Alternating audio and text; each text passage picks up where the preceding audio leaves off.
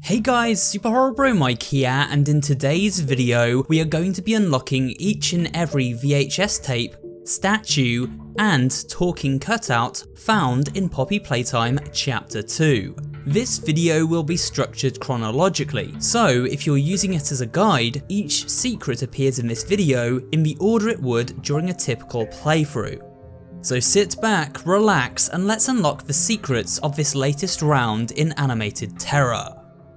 Before we begin, I should mention that currently subtitles are not available in Chapter 2 of Poppy Playtime, therefore I could not enable them for this video, but it should be noted this is a bug the developers are addressing which should be fixed relatively soon.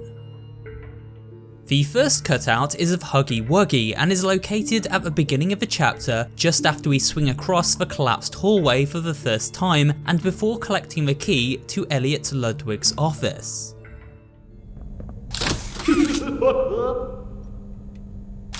Does someone need a hug? Give me a big squeeze. I promise I won't bite. Come closer, friend. I'll squeeze you until you...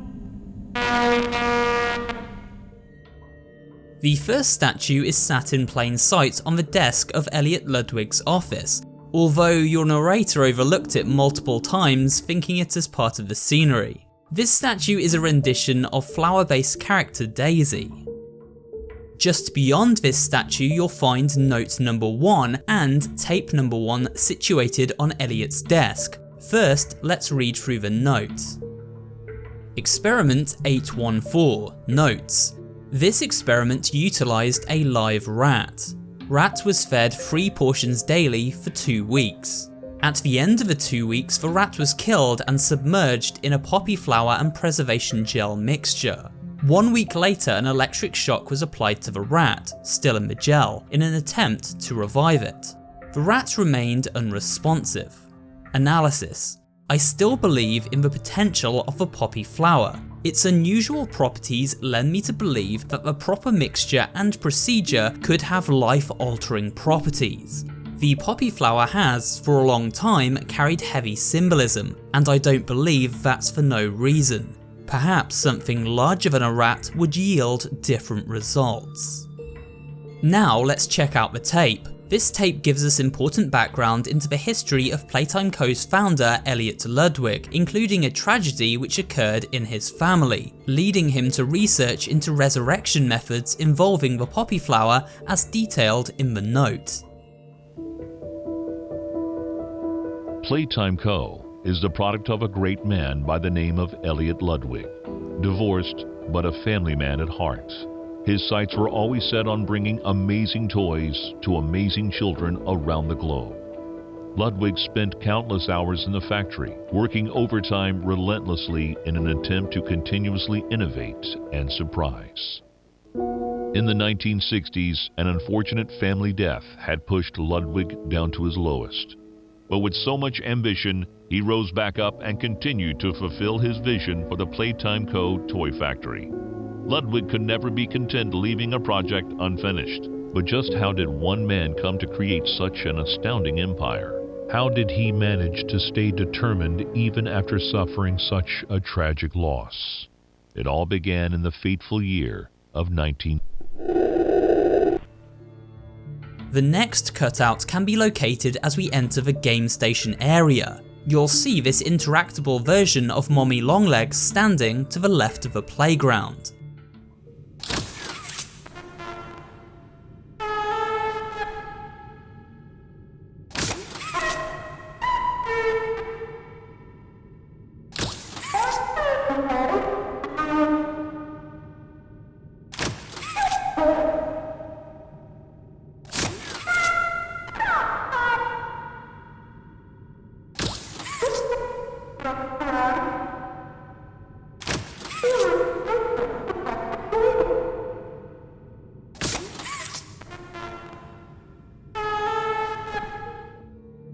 After interacting with the mommy cutout, in the playground to the left of the room you'll see this climbing frame. Wedged inside the tunnel at the top is our second statue, this time a figurine of the Playtime train.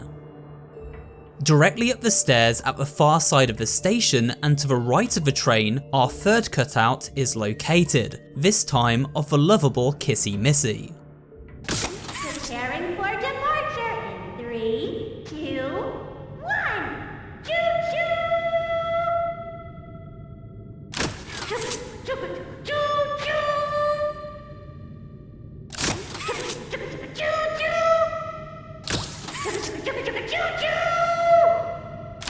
Tickets, please! Tickets! Her name is Kissy! Kissy Missy! Be safe and have fun!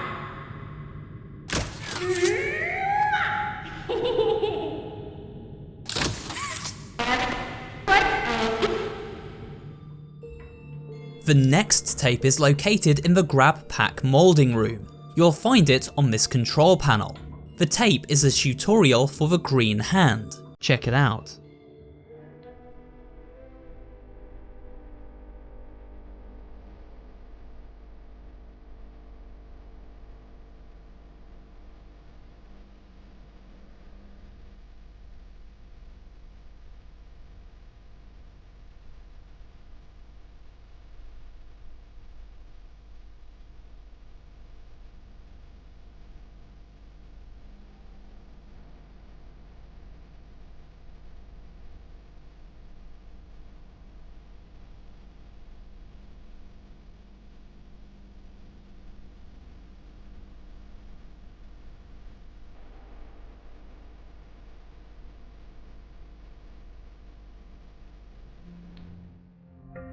There is also a statue located in this room. During the sequence where we are prompted to collect the canister of paint from the conveyor atop the catwalk, look over the edge of a handrail and you'll see the green hand statue placed on one of the machines. Our next cutout is of the happy-go-lucky Bunzo Bunny. Bunzo's cutout is situated in plain view at the end of a corridor leading to his music memory minigame. I know when your birthday is! June 28th. Make a wish. Happy birthday! Oh, happy birthday! Oh, happy birthday! Oh, happy birthday! Happy birthday to you! Cutout 5 is found in the warehouse full of faulty toys right after Bunzo's memory game. It is of Bron the Brontosaurus. Wanna hear a dino joke? Click once for the question, click again for the punchline. What do you call a dino with one eye?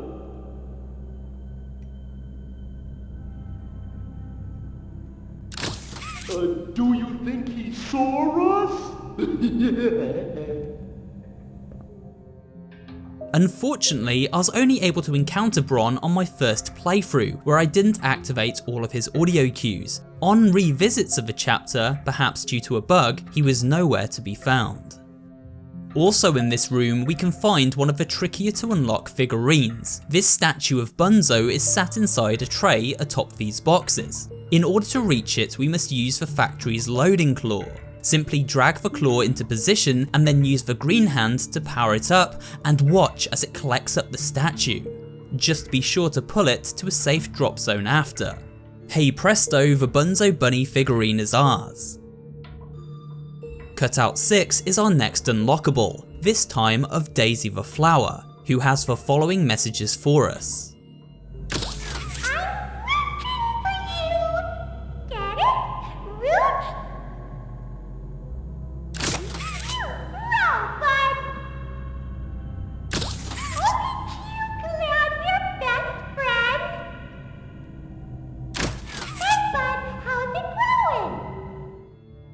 The final collectible in this room is a VHS tape. It is found cleverly hidden in the shadows of this fallen debris. Look to the collapsed shelving unit and midway up you'll see the tape stuck in place. This recording is from character Rich Avery, who we first heard from in Poppy Playtime Chapter 1. He has been demoted to working in the false warehouse after seemingly complaining too much while under observation. Well, it finally happened. After years of being ignored, the company actually heard all my complaints. Yep, they listened to them very carefully.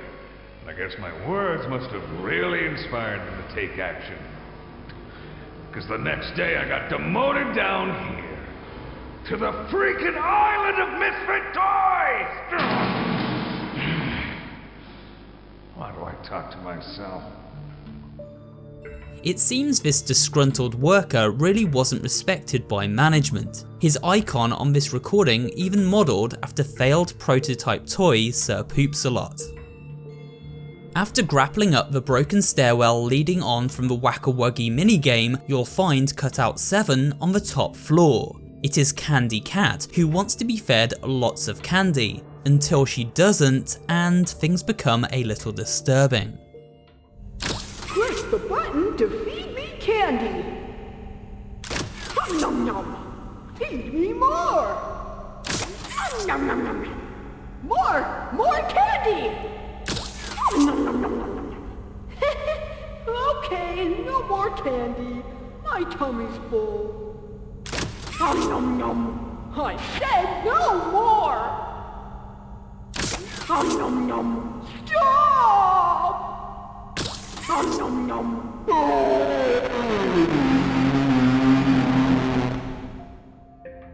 From the Candy Cat cutout, head back down the broken stairwell and you'll notice a statue of Kissy Missy precariously placed on a ledge below. Drop onto this ledge and claim your prize. Tape 4 is found during the minecart segment shortly after we are aided in our quest by Kissy Missy. You'll find it on the floor here, just before the final gate. This tape is made up from an interview between Head of Security Leif Pierre and Playtime employee Marcus Brickley. Marcus seems shaken after spotting something sinister roaming the factory halls. Mind if I film this? Oh, not at all, sir. That's what I like to hear. So, Marcus, what happened? You see, I was heading home for the day when my ape-arse realised that I left me bloody wallet in the cafeteria. So I'm running through the lobby, and that's when I see it. A mop handle lodged under the innovation wing gate. So what'd you do, Marcus? Well, I just thought I'd nab the bloody yoke and be on me merry way. And? Well, I'm reaching for the thing, and the mop handle jolts on its own. Had me scared stiff. I thought I was the only one there. So I took a peek beneath the gate, and some massive bloody thing was doddering about the bloody hallway. Thing? You're sure it wasn't a person? Ain't no person that's 50 feet long with 1,000 legs. Marcus, you're losing me. Maybe you just saw a bunch of people walking by. Look, it wasn't people, alright? I haven't a bloody notion what it was, but it wasn't human. Who have you told about this? Besides me, obviously. Just you, sir. Obviously. Okay, I'll have security skim the cameras and take a look. What? There's a massive bloody monster! Skimming ain't gonna get rid of it! You're out of line, Marcus. We make toys, not monsters. Now come on, get out of my sight. Actually, grab me a coffee, will you? Actually, never mind, get out of my sight. Fun fact, the actor in this recording is YouTuber Sean McLaughlin, aka Jacksepticeye. Before entering the statue minigame area, we find ourselves in this room to complete a power-based puzzle. It is here Cutout 8 resides, this time of PJ Pug-a-Pillar. Do you want to play with PJ? Caterpillar or Pug? I'm crawling on all 400s. I'm hungry for some delicious bones. Do you have some bones for PJ? Brown! Brown!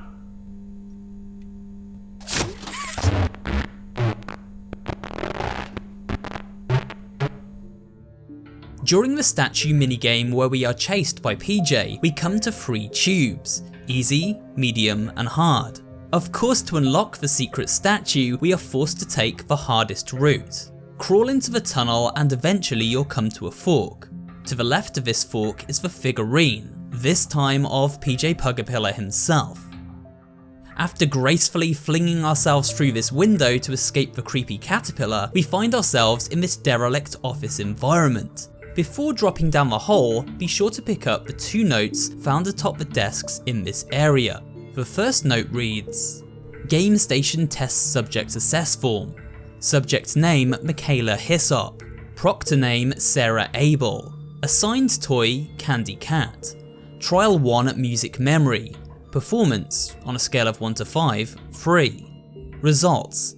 She has a good grasp on the concept and decent performance, but Michaela made mistakes on several of her colour patterns. Her posture indicates to me that she was beginning to panic whenever she got a colour pattern incorrect. Trial 2, Wacka Wuggy. Performance, 3. Results. Michaela had trouble wielding the grab pack, often unable to accurately fire it at a hole. She reacted quickly whenever she noticed a Huggy Wuggy toy, but was slow to notice them in the first place. Trial 3, Statues. Performance, 1. Michaela is not paying attention. She is screaming and pointing at something else in statues when nothing is there. Luckily for her, PJ Pug-a-Pillar is so far behind that he can't even be Note number 2 reads, Game Station Test Subject Assessment Form. Subject name Michaela Hyssop. Proctor name Matteo Lata. Assigned toy Candy Cat. Music memory performance 4. Michaela is very accurate and fast. Few mistakes were made. Trial 2 Wacka Wuggy. Performance 3. Her accuracy with the grab pack is subpar, special awareness is subpar, reaction time is fast. Trial 3, Statues. Performance, 4. Results. Completely lacks focus. Michaela was very engaged with the previous tests, however something within statues is drawing her attention away from the obstacle. It seems something was happening in the statues minigame. Something that connected with test subject Michaela and improved her skills when she retook the tests. However, this entity also seems to have killed Michaela's proctors, the scientists accompanying her through these tests. Upon entering the water treatment area, in the control station above the water turbine, note number 4 can be found in plain view and reads as follows.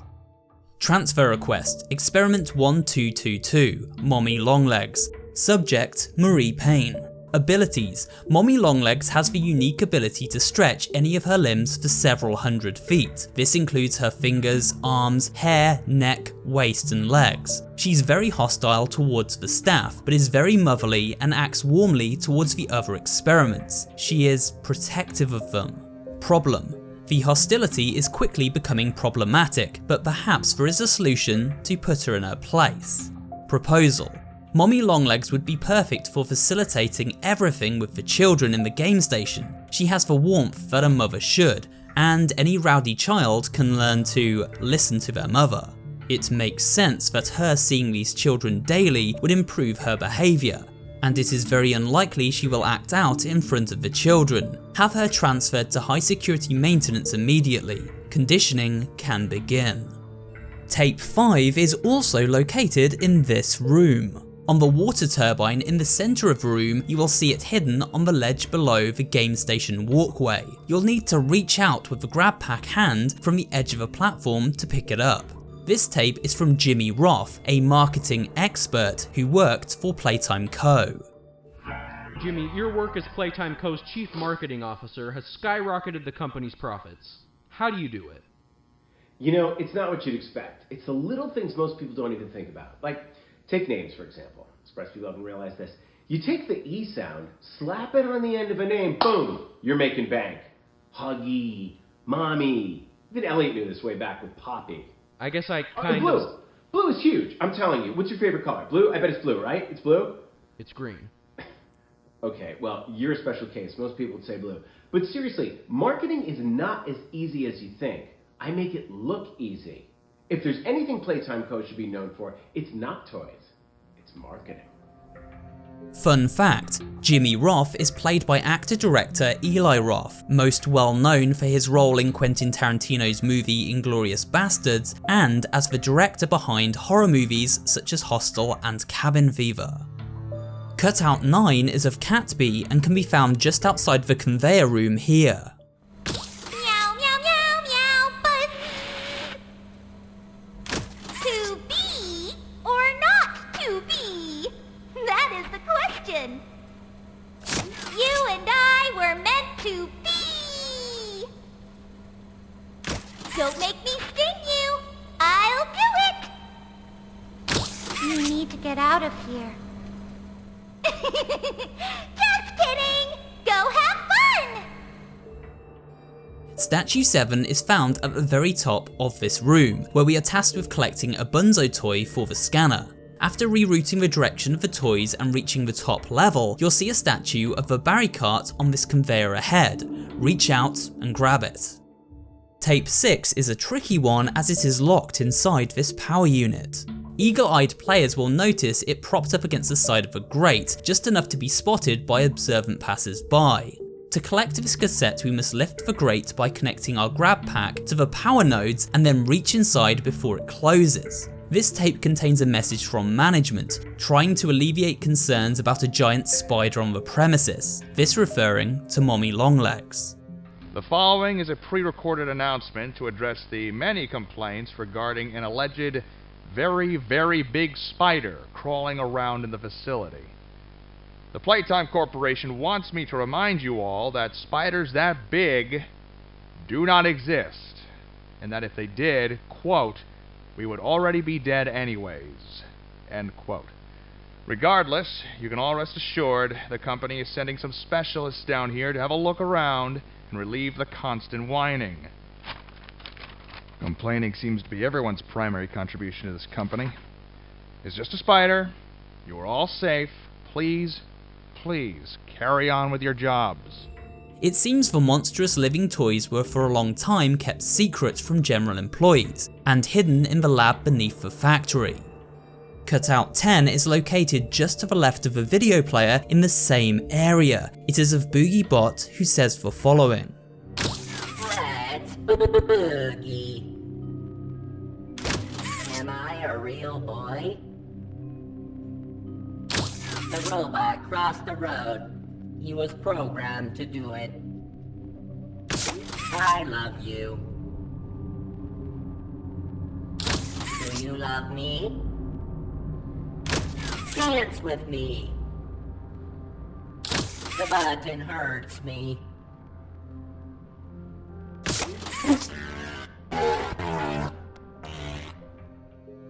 After our encounter with Mommy Longlegs, where she turns a little crazy and initiates a game of hide and seek in the dark depths of the factory, we come to this area with a lever, where we start up the conveyor belt and then enter the vents. It is within these vents that statue number 8 is nestled. Be sure not to fall down the hole before collecting it. This statue is of everyone's favourite elasticated nightmare fuel, Mommy Longlegs.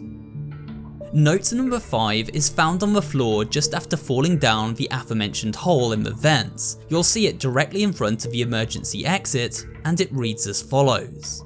Warren Back Construction Company. This is Eddie responding once again on behalf of Playtime Co. Toy Factory. Yes, it must be in complete secrecy. This project should only be known about by those with authority at Warrenbach and those with authority here at Playtime. As promised, you will be compensated very well for this secrecy, upwards of $100,000. Keeping in mind that this is a ballpark figure. We're willing to provide the proper equipment needed for excavation. However, the more independently you're able to work, the more compensation I can offer. We'd still like to see the lab completed in 12 months' time, but what's most important is that it's done right. Let me know if these terms work for you. I'm happy to negotiate until we find something that both parties can be happy with. Take care, Eddie M.N. Ritterman. One of the most interesting tapes lore-wise is tape 7, which is found near the top of a walkway leading up from the Bay 9 area we traverse after defeating Mommy with the grinding machine. The tape is placed in clear view next to the player and is from the scientist who recorded an audio log in chapter 1. He once again speaks about Prototype 1006 and how it attempted to escape confinement. Log code 08502. In relation, Experiment 1006, the prototype. A close call occurred this week in which he nearly breached containment. The prototype seemingly disassembled the digital alarm clock within his room and utilized the battery, along with several other components, to create a laser pointer, which he then fired into the security camera, disabling it. These actions allowed him 28.3 seconds completely unmonitored. Once function returned to the camera, the room appeared to be empty. One surveillance specialist went in to confirm his absence. However, upon opening the door, she realized that the prototype had hidden in one of the camera's blind spots. The prototype attempted to escape through the open door. However, another surveillance specialist was able to remotely relock the door, despite the other specialists still being inside. One casualty occurred. The prototype seems to possess an unprecedented level of intelligence, beyond that of all other test subjects, as well as an alarming willingness to commit violence. Further suppression treatments will need to be enacted to ensure that no other experiments develop these qualities. Experiment 1170, Huggy Wuggy, remains the optimal outcome due to his sufficient intelligence paired with maximum obedience. End of log. Not only does this recording confirm that Huggy Wuggy was not Experiment 1006, it also suggests, due to the image of a claw on the screen, that this entity is the same thing that carried away the remains of Mommy. From Mommy's screams of agony, it seems Experiment 1006 plans to make the corpses of other toys part of him. So stay tuned for a detailed investigation into Experiment 1006 in an upcoming theory video. Notes 7 and 8 are found in the control room at the very end of the chapter. After we free Poppy from Mommy's webs, you'll find these notes to the left and right of the room. The first note reads: Formal request form. Name: Dr. Matthew Wason. Nature of request: Windows in the game station. Why? I don't know if you've ever spent weeks on end in a windowless, artificially lit room, but let me tell you something, it's far from pleasant. The kids are getting rowdy too, you can just see it on their faces. I know there's not really any way to get natural light down here, but there's other ways, right?